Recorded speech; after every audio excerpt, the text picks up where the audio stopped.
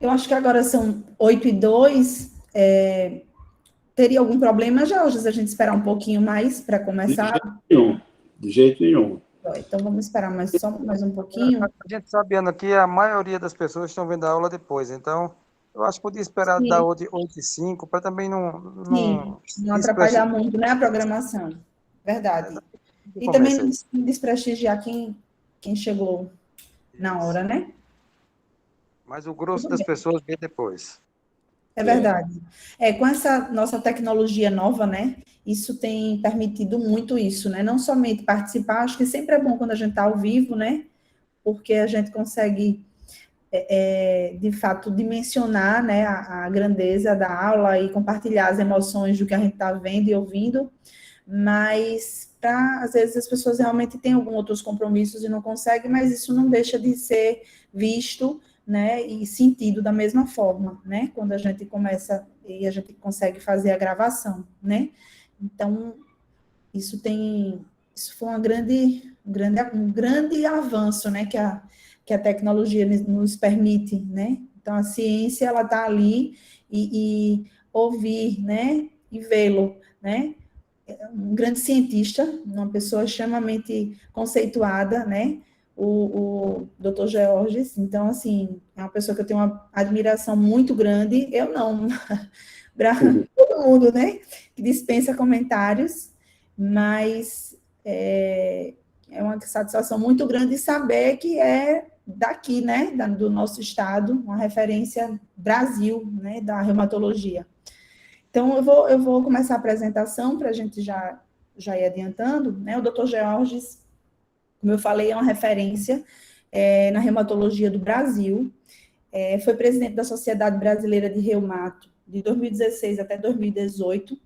É membro da Câmara Técnica do Conselho Federal de Medicina e é preceptor também da residência de clínica médica daqui do estado da Santa Casa de Misericórdia do estado de Alagoas, da qual tem formado pessoas brilhantes, né, residentes brilhantes, contando com a sua colaboração.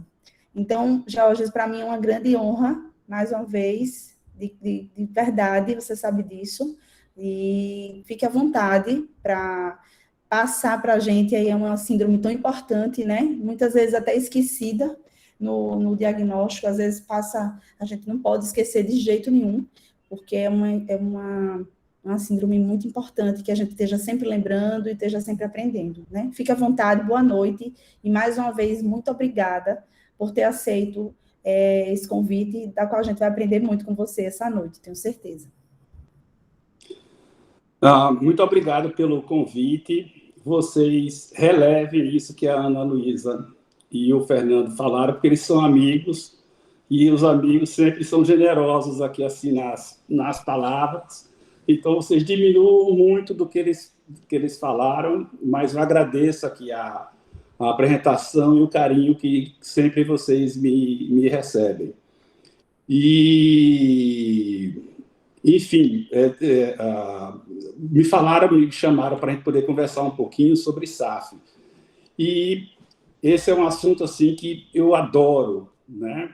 Até porque isso está envolvido com gestação, e as pacientes com lúpus, quando a gente começou há muitos anos atrás, a gente não tinha muito o que fazer por elas. E depois que a gente descobriu e a gente estuda SAF, a gente conseguiu fazer muito pelas mulheres grávidas. Tinha gente até que a gente indicava até aborto, veja só, na década de 80, a gente, quando pegava as mulheres com SAF, muitas vezes, dependendo do tipo do quadro, até interromper a gravidez, a gente indicava, dependendo da gravidade, porque a gente não sabia lidar com ela. Hoje em dia, a partir do conhecimento da SAF, a gente consegue que essas mulheres cheguem a termo com muita frequência. O normal é chegar a termo, o não normal não é perder a criança. A gente tem uma experiência acumulada de em torno de 100 a 150 gravidezes de SAF que chegaram a termo por conta das medicações novas, das novas abordagens que a gente tem em relação a isso. Então, é uma doença que a gente tinha muita dificuldade para poder lidar, E hoje em dia, a gente tem muita facilidade, né? O grande problema ainda é a questão do diagnóstico. Aqui na minha tela, eu coloquei em tela cheia, mas aí só está aparecendo, né? Eu não sei por quê. Eu acho, George, se você colocar aqui embaixo, licença, nessa parte de baixo do seu slide, eu acho que saiu. Tá. Acho que saiu sua tela.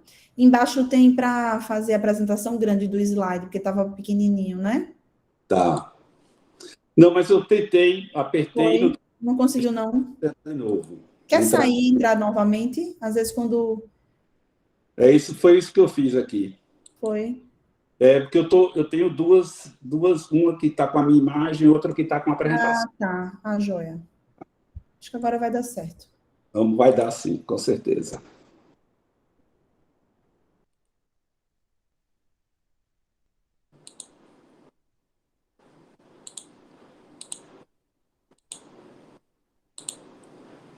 Vamos ver se vai agora.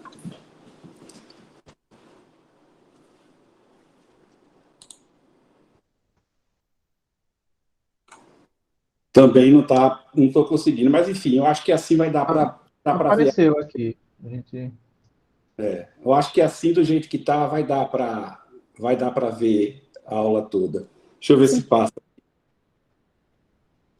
Não. Acho que vai ter que passar descendo mesmo a setinha, né? Porque a comparação. Mas está ótimo, dá para ver bem. Então, dá para ver, né? Muito bem. Então, o que é a síndrome do anticorpo antifosfolípide? É uma diátase trombótica autoimune caracterizada por obstruções arteriais e venosas. E, além disso, comorbidade obstétrica e presença dos anticorpos antifosfolípides. Então, ele pode pegar todos os vasos, de todos os calibres. A incidência de 40 a 50 casos por cada 100 mil habitantes. Então, isso é relativamente comum. Isso acontece mais em mulheres jovens e representam 13%, vejam só a importância disso, 13% dos casos de isquemia cerebral. Representa 9% dos casos de trombose venosa profunda. 9%, praticamente 10% de todos os casos de TVP estão associados à síndrome do anticorpo antifosfolípide e 13% dos AVCs relacionados a ele também. Vejam se dá para a gente não pesquisar isso nos nossos pacientes, principalmente pacientes jovens, né? Isso gera uma mensagem no final, mas eu vou repetir aqui a exaustão. Todo paciente jovem com fenômeno tromboembólico tem que ser pesquisado a SAF. 50% dos casos, ela é primária. E aí fica muito mais difícil de reconhecer. Porque quando a pessoa já tem lúpus, isso acontece em 36% dos casos, ou tem alguma outra patologia associada, alguma outra vasculite, alguma outra colagenose, você já sabe de antemão que ele tem, e aí é mais fácil de você lembrar em SAF. Mas tem gente que a primeira manifestação que aparece é um AVC, a primeira manifestação que aparece é uma perda fetal, a primeira manifestação que tem é uma trombose. Daí a importância da gente sempre lembrar e da gente sempre investigar essa doença. Veja que 1 a 5% da população pode ter esse anticorpo positivo. Então, a simples presença desse anticorpo não significa que a pessoa tenha a doença. Mas, se ela tem isso positivo, isso vai complicar um pouquinho na abordagem do paciente. Então, guardem essa informação para a gente conversar um pouquinho mais no final. Bom, as pessoas que têm a SAF, elas têm que ter uma predisposição genética para poder desenvolver essa doença. E aí tem várias coisas, vários tipos de HLAs relacionados à mutação de genes, mas essa parte daqui eu estou colocando mais por curiosidade, a gente não precisa se detalhar tanto dela. você tem uma predisposição genética e você tem que ter algum desencadeador. Exatamente como acontece em quase todas as doenças autoimunes. Sempre tem alguma coisa que desencadeia. Ou uma infecção por vírus, ou uma infecção bacteriana, ou algum trauma, ou a utilização de algumas drogas, não só drogas de uso cotidiano, como medicamentos. Anticoncepcionais, por exemplo, podem ser um dos fatores desencadeantes. E aí começa a acontecer uma série de alterações lá dentro, como que ativam a cascata de complemento, e, enfim, acabam provocando trombos nos mais diversos lugares. Para você diagnosticar, você tem que ter critérios, né? Como tudo na vida. Para você poder fazer um diagnóstico de pneumonia, você tem que ter critério. Para você fazer um diagnóstico de SAF, você também tem que ter critério. E, para isso, a gente utiliza a classificação de Sidney. E ela é composta de 3 partes. A primeira, você tem que ter uma trombose vascular. Então, você tem que ter um ou mais episódios clínicos de trombose arterial ou venosa ou de microvasos em qualquer tecido ou órgão, documentado por critérios validados e objetivos, um exame de imagem ou histopatológico. A trombose deve estar presente sem a inflamação da parede do vaso. Quando você tem inflamação da parede do vaso, você deve pensar em outras situações. A segunda parte é morbidade gestacional. Você teria que ter um ou mais óbitos inexplicáveis de fetos morfologicamente normais, com 10 semanas de gestação ou após esse período. A normalidade da morfologia fetal deve ser confirmada por ultrassom ou por exame direto do feto. Você tem que ter isso, ou você tem que ter um ou mais partos prematuros de neonato morfologicamente normal antes de 34 semanas de gestação, decorrentes de eclâmpsia, pré-eclâmpsia grave ou insuficiência placentária. Ou ainda, 3 ou mais abortos consecutivos sem causa conhecida, antes de 10 semanas de gestação, excluindo-se anormalidades anatômicas ou hormonais maternas e causas cromossômicas dos progenitores. São essas 3 situações em relação à mortalidade, morbidade gestacional. E você tem que ter também presente os anticorpos, né, os autoanticorpos. O anticoagulante lúpico, detectado no plasma em 2 ou mais ocasiões, com pelo menos 12 semanas de intervalo, segundo as diretrizes da Sociedade Internacional de Trombose e Hemostasia. Você tem que ter um anticorpo anticardiolipina IgM ou IgG, também detectado em 2 ou mais ocasiões, em títulos médios a altos, acima de 40, com pelo menos 12 semanas de intervalo, utilizando o ensaio imunoenzimático padronizado.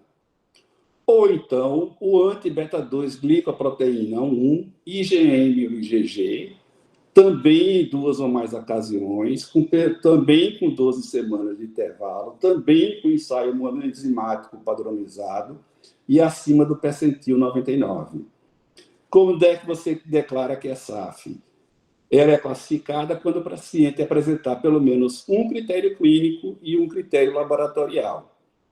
Mas veja bem, isso são os critérios de Sidney. Na prática clínica, no final, a gente vai verificar que existe um montão de situações que ficam ali, na nuvem, né, que não se enquadram muito nessa situação, mas que levam a gente a agir de determinadas formas um pouco diferente do que tem nesses critérios aqui. Então, a trombose é o elemento clínico mais importante e é o que leva a toda a sintomatologia, todo o quadro clínico que o paciente tem. Então, você faz trombose placentária ou trombose venosa periférica, ou você faz um AVC hemorrágico por trombose. O mecanismo fisiopatológico é exatamente o mesmo. Na placenta, você vai fazendo microangiopatias, essa placenta se descola e você acaba perdendo a gestação. Quais são os achados obstétricos? Abortamentos de repetição, perdas gestacionais, pré-eclâmpsia e insuficiência placentária, como vocês já viram lá nos critérios. Existem outros achados que não fazem parte dos critérios, mas que comumente a gente encontra nos pacientes, com SAF, que é a trombocitopenia, o livedo reticular, que está aí visto, e muitas valvulopatias. Não entram nos critérios, mas comumente a gente encontra associados à SAF. Existe um tipo, especificamente, que a gente chama de SAF catastrófica. Essa SAF catastrófica é quando você acontece episódios de trombose em mais do que 3 sítios ao mesmo tempo, tá? Então, e isso dentro do intervalo de tempo curto, dentro de pelo menos 30 a 60 dias. Geralmente existe uma infecção prévia que acaba desencadeando essa série de tromboses em vários sítios diferentes. O que acontece normalmente é o que acontece sempre, microangiopatia trombótica. Agora, o quadro mais grave disso se dá quando você tem uma hemorragia alveolar difusa. Esses são os autoanticorpos que você tem que verificar, né? O VDRL, antigamente, a gente tinha o VDRL falso positivo que a gente tinha no lúpus e que a gente depois descobriu que o VDRL é feito também com anticardiolipina, por isso que ele dá positivo. Esses são os autoanticorpos, né? O anticorpo cardiolipina e o beta-2, tanto IgM quanto IgG, detectados pelo método ELISA, e o anticoagulante lúpico, você utiliza essa tabelinha aí embaixo, a presença fraca de 1,21 até 0,5, a presença moderada de 1,51 a 2 e a presença forte acima de 2. E sempre você utilizando esses métodos como controle, TTPA e o DRVVT. Existem ainda especulações sobre uma SAF soronegativa. Tá? Isso poderia acontecer? Isso, teoricamente, sim. E também vai comentar mais nos casos que a gente vai discutir.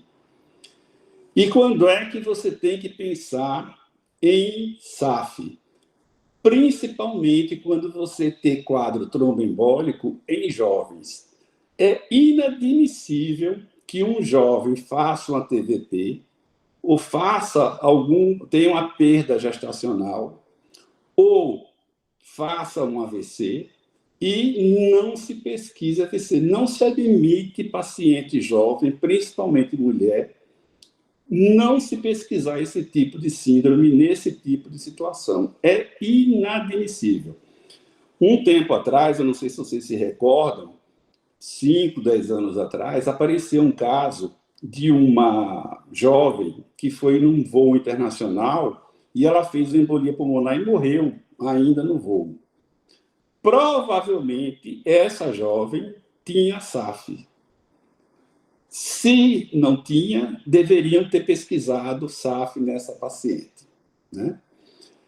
É lógico que não nem todo quadro de trombose é devido a SAF. Tem gente que tem alteração congênita disso, né? Tem várias alterações congênitas que podem levar a esse tipo de situação, né? Tem esses polimorfismos que acontecem no MTHFR, né? A metileno tetrahidrofolato redutase, que aumenta a homocisteína e pode provocar trombose. Enfim, existem outras coisas que podem provocar, não só SAF, mas ela sempre tem que ser pensada. E quando você pega um quadro de SAF, você tem as orientações que dão em relação ao tratamento. O mundo todo age de uma maneira igual. Quem tem SAF tem que utilizar a anticoagulação para sempre. Ponto final. Com que? Depende do quadro que o paciente tiver. Depende das associações que ele tiver. Na fase aguda, você usa heparina de baixo peso molecular, em torno de 1 mg por quilo por dia, a cada 12 horas, mais a varfarina oral. E o NR, quando for em processo venoso, tem que ficar entre 2 e 3. E quando for processo arterial, entre 2,5 e 3,5. Se o paciente tem um infarto agudo do miocárdio, e isso é uma situação extremamente comum em mulheres jovens com SAF, você, além disso, você tem que associar o AS e o clopidogrel 75 mg por pelo menos 6 meses. Tem algumas situações que requerem uma atenção especial.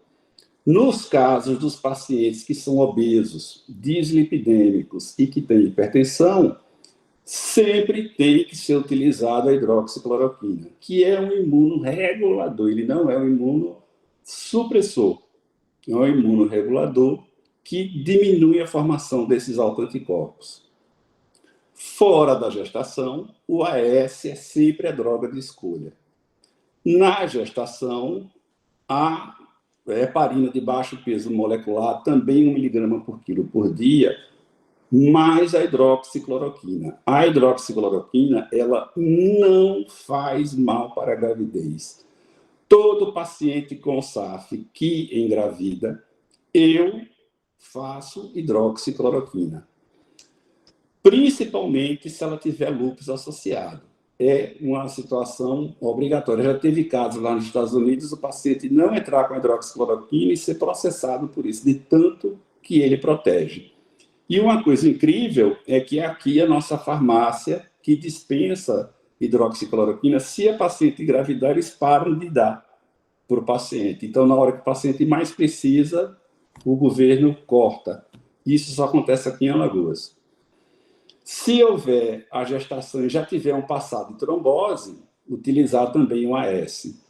E a heparina deve ser utilizada mesmo depois do parto, 6 a 8 semanas após o parto.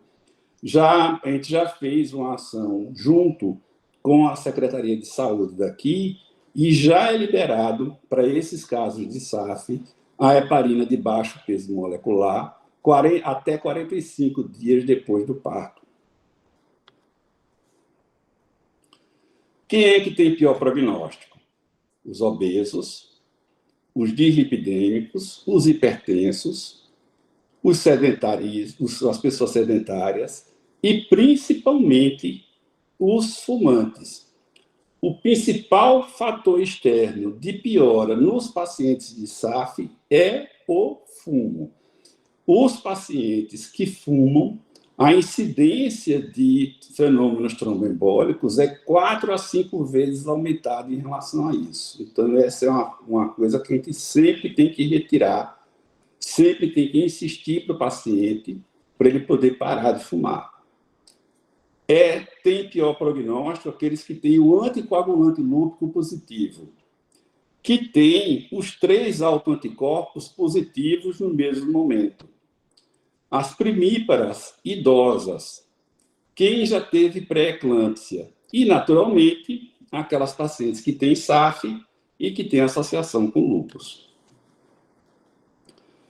Se você não orienta o paciente a utilizar meia elástica, você não está fazendo nada, porque a possibilidade desse paciente fazer uma trombose é imensa. Então, a orientação de meias elásticas, a meia elástica para fazer esporte ou não, ela é essencial. Tem que ser orientado que os pacientes utilizem na hora em que eles forem passar muito tempo sentados, mesmo uma viagem daqui para Recife, uma viagem internacional, É inadmissível que um paciente de SAF faça uma viagem sem utilizar a meia. A meia, no mínimo, de média compressão.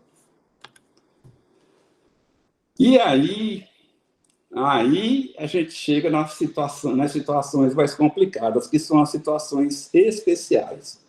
Bom, se o paciente que tem SAF, que usa anticoagulante e ele vai operar, o que é que você faz? Se o paciente ele está utilizando aspirina, ele tem que parar 10 dias antes. E você começa uma heparina de baixo peso molecular. A partir daí, né, você 10 dias antes começa essa heparina e você interrompe 24 horas antes da cirurgia. E você reinicia aproximadamente 6 horas depois da cirurgia. Essa é a conduta que é recomendada nos maiores guidelines. A mesma coisa você faz com a varfarina. É sempre melhor você pegar e substituir por heparina de baixo peso molecular 10 dias antes, parar 24 horas antes, e aí reiniciar depois de pelo menos 6 horas depois da cirurgia. Tem algumas situações que são muito complicadas. E aí, várias pessoas que pegam pacientes meus, você diz, mas você está falando isso dos critérios, mas nem sempre você age de acordo com eles. É verdade. Eu assumo aqui publicamente que isso é verdade. Porque o que é que você faz num quadro que é incompleto? Hoje em dia, os obstetras, na sua grande maioria, eles já fazem um screening e pegam e sempre solicitam um anticoagulante lúpico, anticardiolipina e um anti-beta-2-glicoproteína 1, IgM e IgG. Sempre por bons métodos. E aí o paciente não tem história, mas ele vem com esses testes positivos, às vezes em altos títulos. O que é que você faz? Ele não preencheu o critério, então, teoricamente, você não tem que utilizar remédio nenhum. Mas qual é o desfecho que essa paciente vai ter? O desfecho é perder a criança. A gente vai esperar que isso aconteça ou eu vou interferir antes? Isso é um dilema. Eu tenho colegas hematologistas que dizem ou tem critério ou eu não trato. Eu trato. Eu utilizo. Por quê? Porque perder a criança é o que pior pode acontecer. Depois que perder, perdeu. Isso é um trauma que não tem retorno. Então, isso é uma coisa controversa. Isso a gente pode debater aqui à vontade. Mas eu prefiro tratar um pouco mais, né? Submeter a paciente a utilizar essa medicação do que ela fazer ela correr o risco da gravidez. E eu sempre tenho essa decisão compartilhada. Eu mostro os critérios e eu disse, você prefere usar ou não? E quase sempre elas concordam comigo em utilizar essa medicação. Como a cloroquina também é uma medicação que protege e ela não tem efeito nenhum ruim para a gravidez, em muitos desses casos eu entro também. Se tiver reumatologista aqui, é bem capaz de a gente ter muita coisa aqui para a gente poder discutir. Então, testes positivos sem trombose são importantes? Depende da situação. Eu considero que a gravidez é uma situação específica e, sem estar no período da gravidez, é uma situação completamente diferente. Um paciente que tem um anticorpo muito alto, que tenha feito por algum motivo, essa paciente, você vai esperar que ela viaje e que ela tenha a trombose, ou você vai orientar para ela sempre utilizar a meia e utilizar um AS nos dias que vão anteceder a viagem. É a minha conduta, eu oriento sempre para poder utilizar uma meia e sempre para poder utilizar um anticoagulante antes de viajar, mesmo que seja daqui para Recife ou para um interior daqui. Por quê? Porque depois que acontece uma trombose, depois que acontece um AVC, depois que acontece um infarto, uma embolia pulmonar, não tem mais jeito, não tem mais retorno. Então, tem situações específicas que a gente não segue muito aqueles critérios de síndrome. A gente segue para poder dar o diagnóstico definitivo. Mas nem sempre é só a conduta, você tem que esperar o quadro completo para você poder agir. Bom, tirando essas situações especiais que a gente pode discutir aqui, a mensagem principal que eu gostaria de deixar para todos é: pessoas jovens, principalmente pessoas jovens, que fazem fenômenos tromboembólicos, infartos, derrames, AVCs, TVP, enfim, embolia pulmonar, pesquisem esse tipo de síndrome, que ela é muito mais prevalente do que a gente imagina ser. Muito obrigado. Estou aqui à disposição para a gente conversar.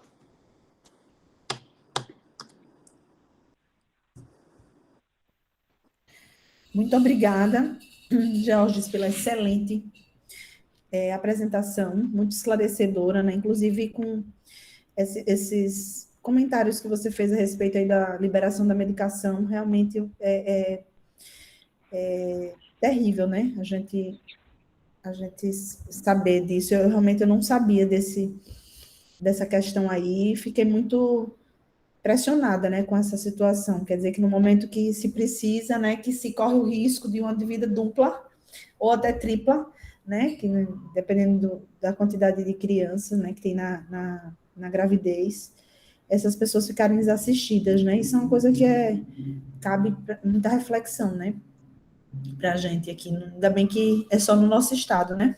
Pelo que você falou. Então, ainda temos possibilidade de modificar isso, né? Eu gostaria de abrir agora para as perguntas. Quem quiser perguntar pelo chat também, eu até coloquei aqui uma observação, pode ficar à vontade, ou falar normalmente, né? Só abrir o microfone e a gente vai organizando aqui as falas. Jorge, parabéns, foi uma exposição sucinta, muito clara, muito boa. E eu gostaria de ouvir a sua opinião a respeito da interface entre a SAF e a COVID-19, visto que na COVID esses anticorpos eles se elevam mesmo fora do contexto da SAF. Quer dizer, você acha que esses anticorpos poderiam ser uma subsíndrome da SAF dentro da COVID e eles teriam uma implicação fisiopatológica nessas tromboses? E a mesma pergunta em relação aos eventos trombóticos das vacinas contra a COVID-19.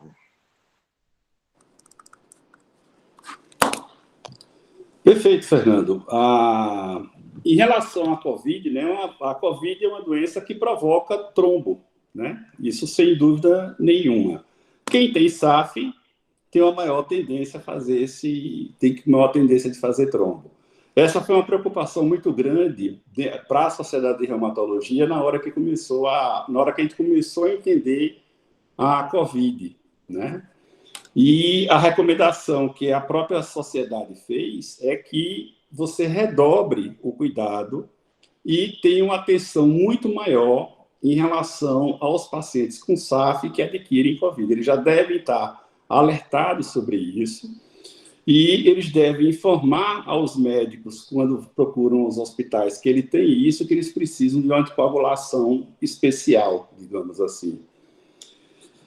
A COVID é uma situação que a gente está com ela aqui há mais de 2 anos e a gente não entendeu ainda muito bem todos os mecanismos fisiopatológicos dela.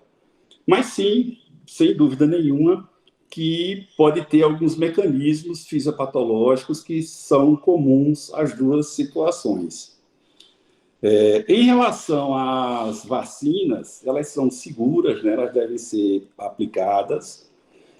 Os fenômenos tromboembólicos estão mais relacionados a um tipo especificamente de vacina, muito mais do que a qualquer tipo de vacina. Em relação aos pacientes que têm SAF, a gente sempre recomenda que a Coronavac ela é a mais segura das vacinas para quem tem SAF. Mas a gente também libera a vacina da Pfizer. E a gente tenta evitar as outras, a gente recomenda que as pessoas não façam esses outros tipos, em especial da AstraZeneca, porque elas têm uma tendência maior a fazer esse tipo de situação. Então, em relação aos pacientes com Covid, é essa a orientação para os pacientes que têm SAF. Obrigado, Jorge. Nada. Eu tenho uma outra questão, Jorge, que é em relação às manifestações neurológicas não vasculares associadas à SAF. Interessante, tem umas associações que a gente não sabe se são verdadeiras ou não. Por exemplo, epilepsia é 9 a 10 vezes mais frequente em quem tem SAF do que em quem não tem SAF. E isso não parece ser ligado estritamente a um foco vascular.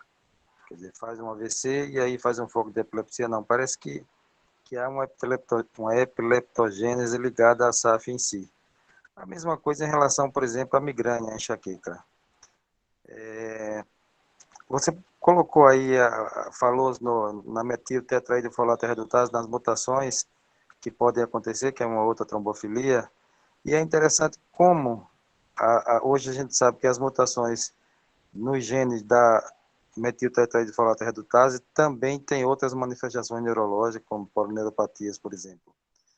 Então, eu queria que você falasse alguma coisa a respeito das manifestações não vasculares da SAF.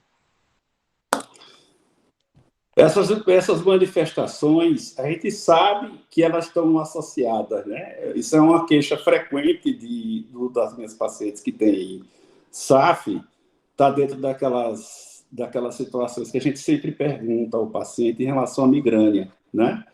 Essa é uma manifestação muito relativamente frequente nas pacientes que têm SAF.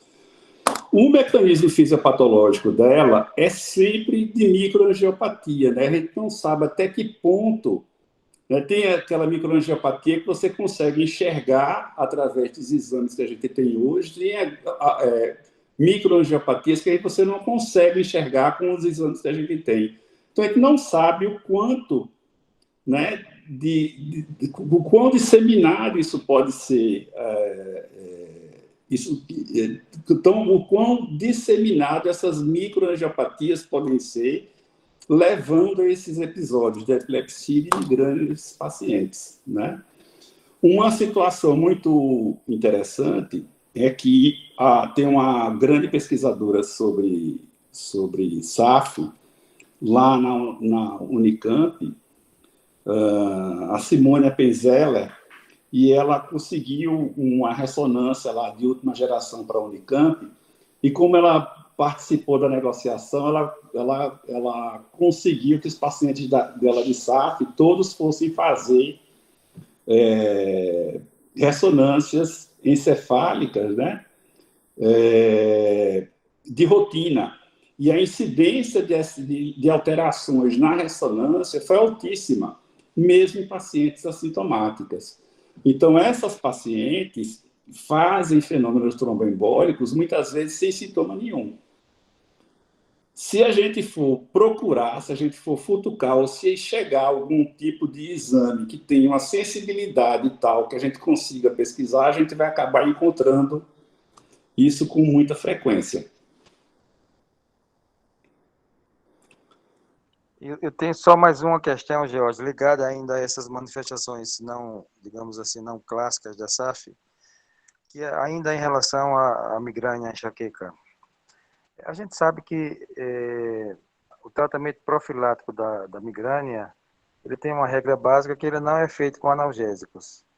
Porque os analgésicos, eles induzem a um aceno do abuso do analgésico, cuja manifestação, uma das manifestações é piorar a cefaleia e transformá-la numa cefaleia crônica diária. No entanto, uma exceção a essa regra é usar a aspirina em baixa dose, em alguns casos como preventivo da migrânia.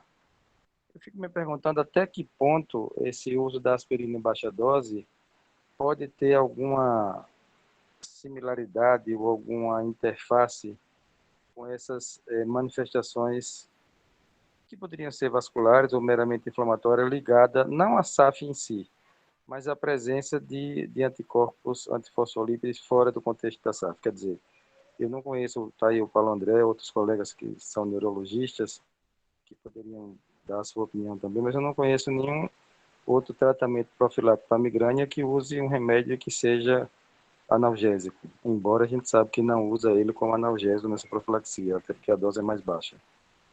Então, essa interface aí da reumatologia com a neurologia, particularmente na migrânia, nesse caso eu acho que é bem interessante. Não sei o que os colegas acham.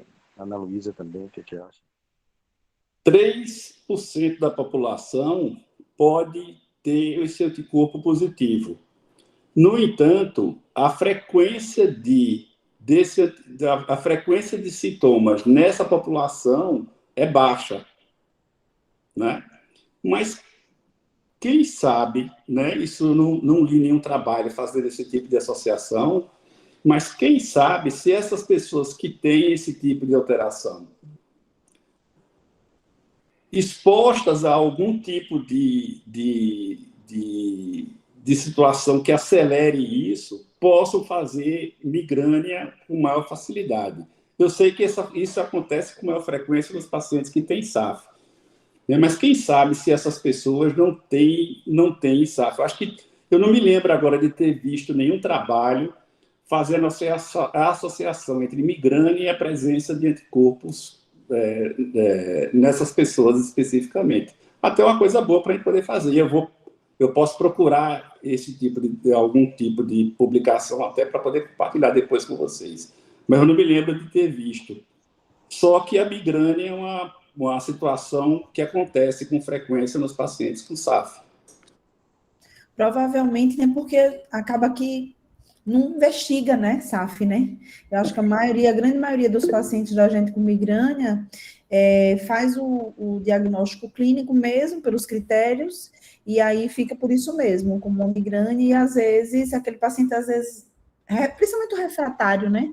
A gente não pode esquecer de estar pedindo, né? Porque, de fato, pode ser uma situação dessa, né? E como é uma coisa tão prevalente, né, no nosso dia a dia, e muitas vezes até melhora, como o Fernando citou, às vezes algum determinado tipo de tratamento o paciente pode melhorar, e como não tem cura, então já uma melhora significativa já é considerado como um tratamento adequado, mas às vezes a causa em si talvez tenha mais coisa para ser feita, né? E muitas vezes a gente acaba não pedindo. Eu acho que isso é uma coisa importante, né? Achei que foi bem interessante essa junção para a gente estar lembrando, né, disso. E também as questões cognitivas, né? Porque a gente está vendo muita alteração cognitiva, principalmente agora pós-Covid, e a gente está sempre querendo, né, não fugir disso, né? Porque a SAF também pode fazer, né, isso, acaba fazendo, né, essa queixa, né? Eu não esqueço, Ana, de uma paciente minha, jovem, 32 anos de idade. Ela vinha sempre aqui com a filha de 5, 6 anos de idade, e que ela tinha um quadro articular bem leve. E na hora que eu comecei a questionar, isso já faz uns 8 anos, mais ou menos, esposa de médico, e esposa de um colega nosso. E eu, quando comecei a conversar com ela, eu notei que ela tinha um distúrbio cognitivo ali junto. E eu achei estranho, porque não é uma coisa que você encontra numa pessoa que tem 30 e poucos anos. E aí eu fiquei desconfiado e solicitei os anticorpos e solicitei já uma ressonância também para ela. e ela tinha um acometimento em lobo frontal importante, né? O único sintoma que ela tinha era dor de cabeça, mais nada. Então, ela tinha um distúrbio cognitivo praticamente sem sinal clássico nenhum de acometimento, um acometimento maior. Nem o esposo dela estava percebendo, ele ficava irritado com algumas coisas que ela fazia. Ela mesmo estava percebendo que alguma coisa estava andando, não estava andando muito bem, mas ela já tinha lesão lá em cima. E que lesão não tem mais retorno. Sim.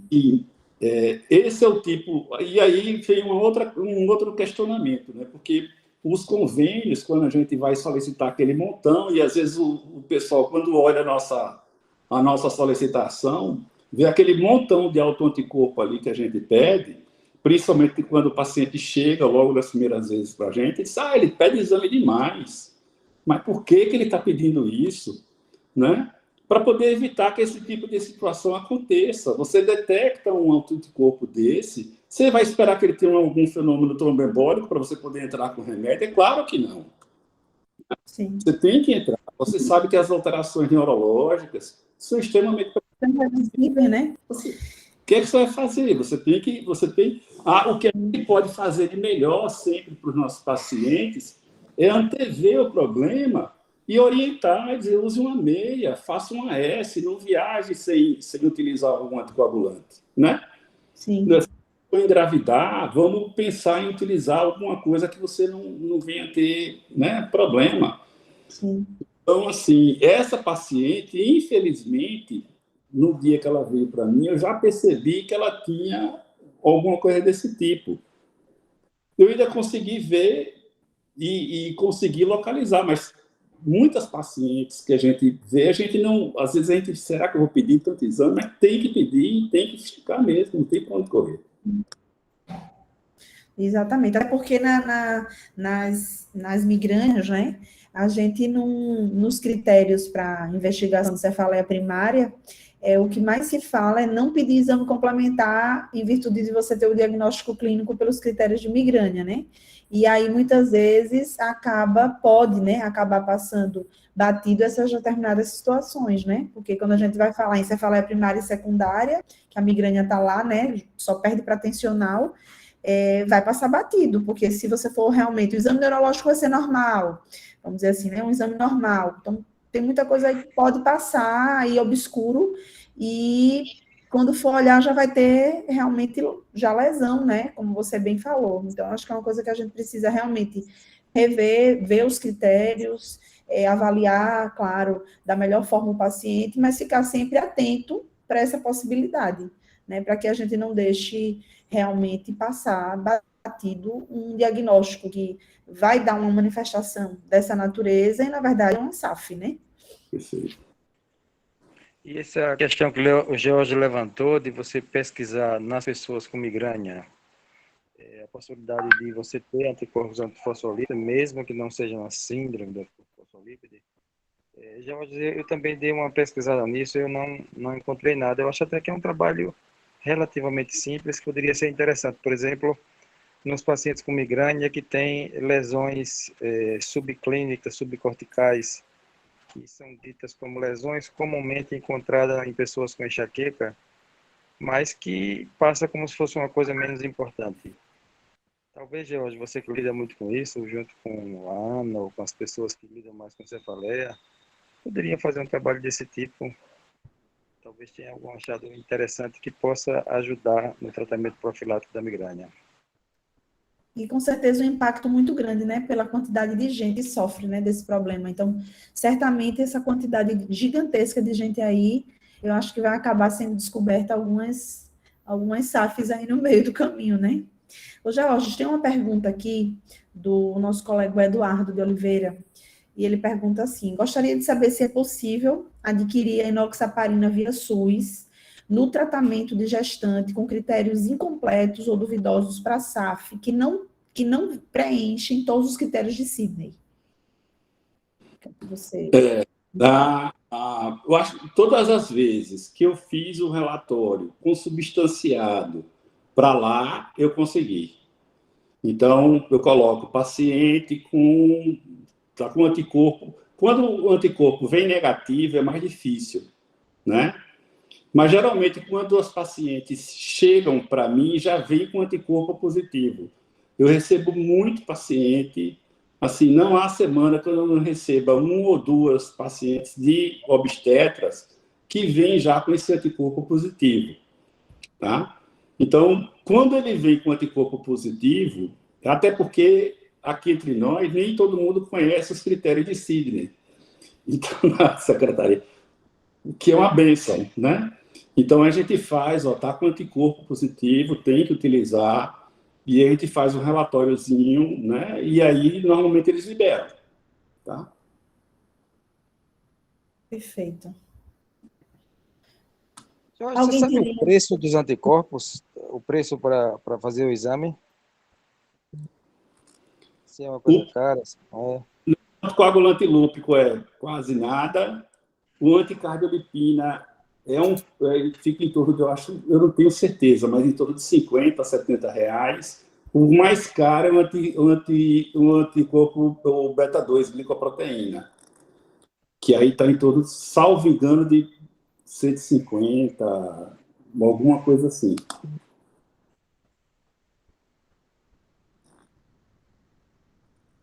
Estava já pensando assim no trabalho que vocês podem fazer de enxaqueca, porque como a enxaqueca tem uma prevalência muito grande, também não, se fosse um exame muito caro, ficaria meio complicado, mas eu acho que é possível realmente. É acessível e vai fazer a diferença, né? Eu acho que se a gente conversar isso com o paciente, explicar na possibilidade, né, dele ter um problema que ele vai tratar e ele vai se ver livre, dentre outras questões de tratamento, dentre outros tipos de tratamento, mas sendo uma SAF, ele descobrindo que tem uma SAF que pode tratar, eu acho que eles não vai ter nenhum tipo de dificuldade para investir no tratamento, não, de fato, porque vai fazer toda a diferença, né? Porque é muita gente sofrendo com dor, né? É muita gente com dor sofrendo. O exame eu estava olhando aqui, Fernando, R$ 72, o anticorpo, anticardiolipina. Então, assim, não é nada do outro mundo, né? E 86 o de beta-2. Então, Talvez uma boa justificativa no convênio, né? Um bom relatório, talvez justifique, né? Uma autorização, né? Às vezes a gente também, fazendo um bom relatório bem discriminado, bem certinho, acho difícil. Se for para fazer algum trabalho, a gente pode falar com algum laboratório para ele poder ajudar a gente, né? Sim, verdade. Se quiser montar o protocolo direitinho, eles entram. Sim, com certeza. Jorge, tem outra pergunta aqui, do Paulo André Barcelos, e ele pergunta: diante do diagnóstico feito e da imposição de anticoagulação vitalícia com marínica, ele se entendeu assim, há outras opções? Ele viu algumas referências de anticorpos monoclonais, como rituximab, exulizumab, ou somente usar isso em SAFs catastróficos? Qual é a sua opinião? Normalmente você dá o remédio de acordo com a doença, né? Ou com o doente. Então, esse tipo o rituximab, que é uma medicação que a gente já utiliza há uns 15 anos, mais ou menos, uma das medicações que a gente mais utiliza na reumatologia, ela funciona bem para lúpus, ela funciona muito bem para vasculite, ela funciona bem para artrite reumatoide, e ela pode funcionar bem para a SAF também. A gente deixa para os casos que têm associação com lúpus, a gente deixa para aqueles casos que são extremamente graves, né? Da mesma maneira que imunoglobulina, teoricamente até plasmaférese, você tem indicação em casos assim mais graves. Mas a gente só utiliza esse tipo de medicamento em casos realmente muito fora da curva. Habitualmente, até pelo custo, né, o AS é o padrão. Jorge, eu tenho só mais uma curiosidade, eu não vou mais interromper muito, não. A gente sabe que Tá. os anticorpos, não a SAF, mas os anticorpos, eles acontecem também na pessoa idosa e é uma coisa acumulativa. Você tem visto casos de SAF com início clínico na terceira idade? Quer dizer, a pessoa nunca tinha tido manifestações antes e veio ter quando tinha já 70 anos, por exemplo. É importante pensar nisso nessa faixa etária ou você acha que não? Olha, eu nunca vi. A imunossenescência é uma situação do idoso, né? Quem tem artrite reumatoide, por exemplo, no idoso, ele tem uma artrite reumatoide toda especial, toda fora do contexto. Ele tem presença de fator reumatóide com muito mais intensidade, ele deforma com muito mais rapidez, enfim, ele faz sarcopenia de uma maneira muito mais importante e mais rápida, osteoporose também. Então, o comportamento das doenças imunomediadas no idoso são diferentes. Eu, particularmente, nunca vi um caso de SAF que tivesse começado no idoso.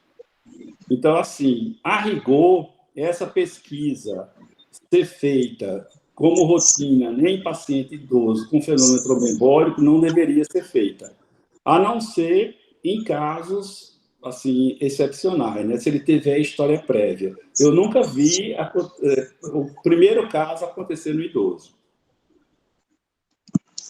Oi, eu queria falar.